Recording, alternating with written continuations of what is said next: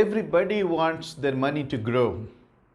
People who have surplus money, they want their savings to be invested where they can get appropriate returns. So today's discussion is on a qualification which is internationally respected and recognized when it comes to investment decisions.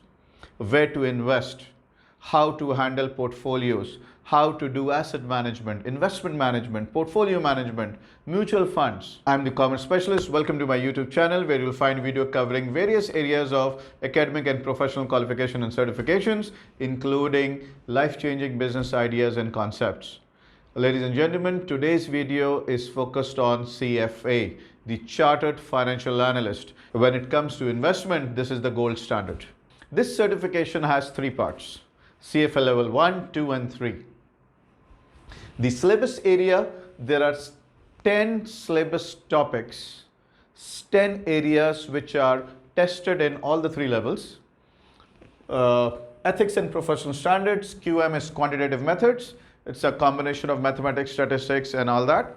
Economics, financial reporting analysis, corporate finance, equity investments, fixed income, derivatives, alternative investments, portfolio management and planning.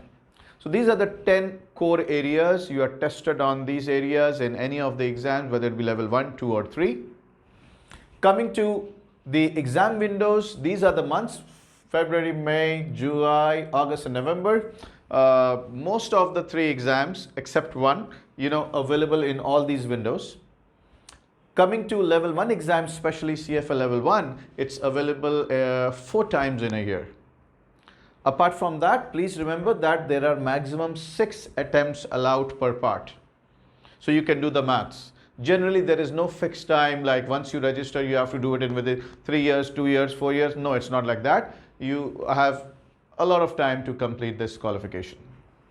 Coming to the duration, if you ask me, as many candidates I have seen, so if I calculate the mean time, the average time is around 4 to 5 years to complete, unless you are exceptional, but exceptions cannot be taken as an example.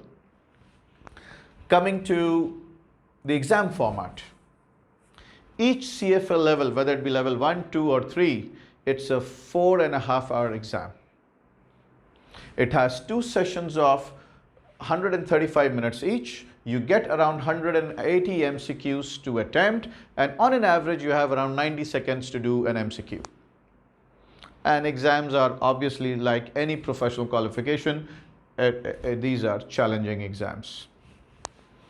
Coming to the investment, time investment to prepare, being prudent, on an average 350 hours of study is required to complete each level, prepare for each level.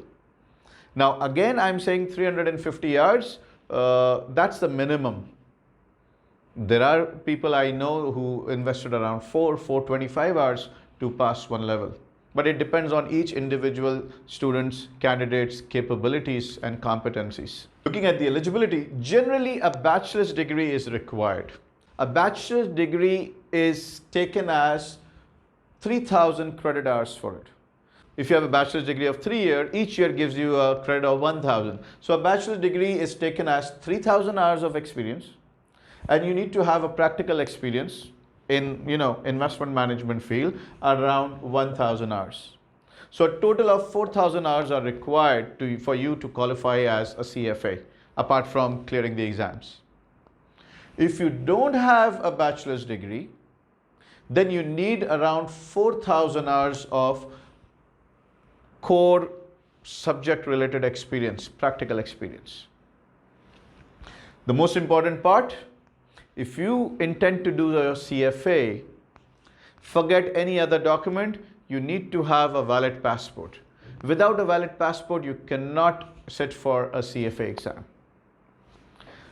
Coming to the financial part, the fees, the cost. Now, it's up to you. If you do your planning well, you can save around $900 US. How?